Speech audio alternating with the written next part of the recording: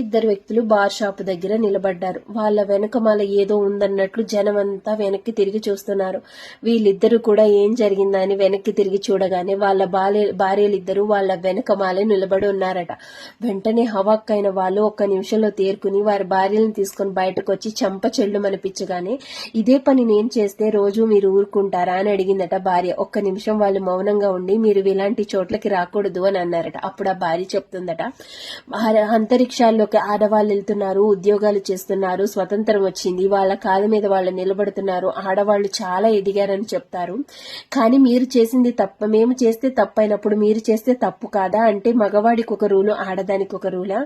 న్యాయం ఎవరికైనా న్యాయమే కదా. ఇదే పని ఆడది కూడా చేయడం మొదలు పెడితే సంసారాలు రోడ్డు మీద పడతాయి.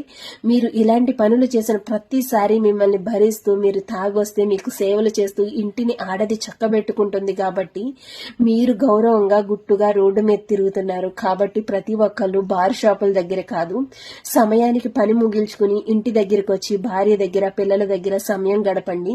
ఈ తాగుబోసు వ్యసనాలకు పెట్టే డబ్బులు పిల్లలకి, భార్యకి ఖర్చు పెడితే వాళ్ళు ఇంకా సంతోషిస్తారు.